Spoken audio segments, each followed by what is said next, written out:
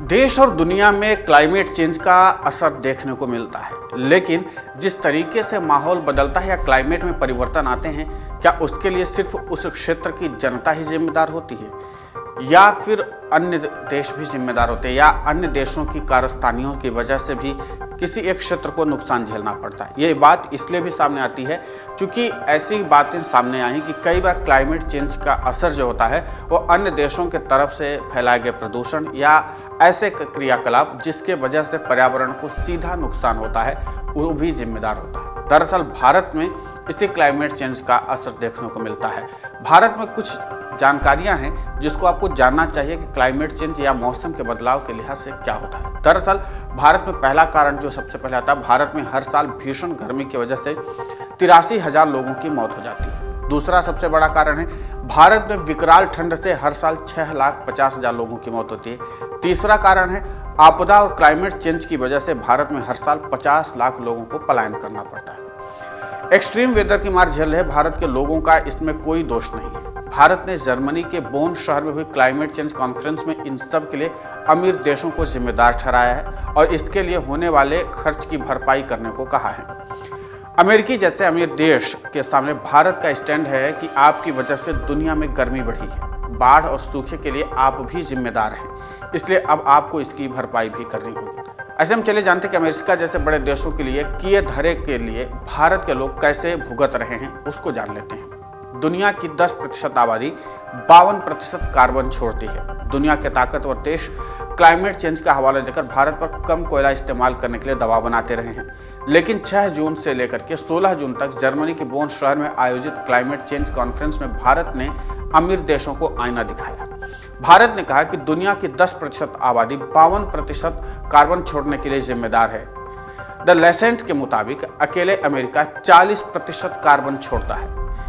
इन्हीं वजहों से दुनिया भर के लोगों को क्लाइमेट चेंज या हीट वेव, बाढ़ और सूखे का सामना करना पड़ रहा है।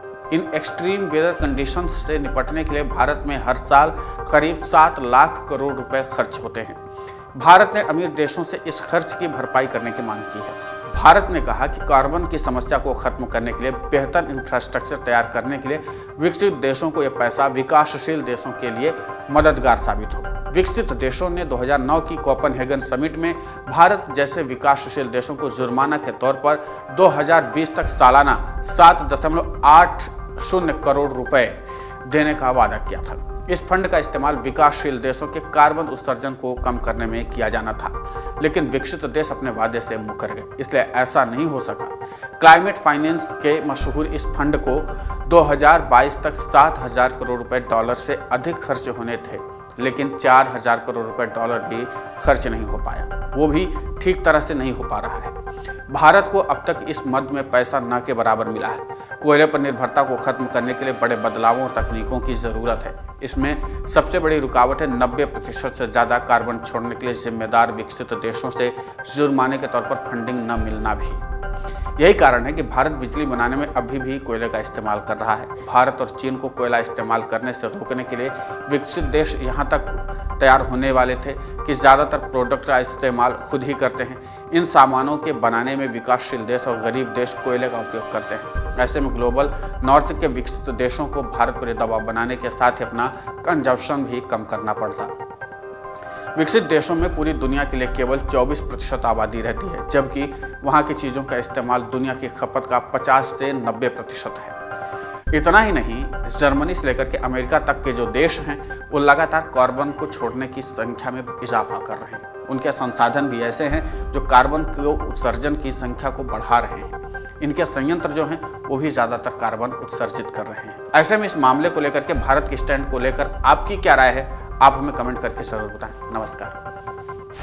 डाउनलोड करें अमर उजाला ऐप और पाएं खबरें लगातार।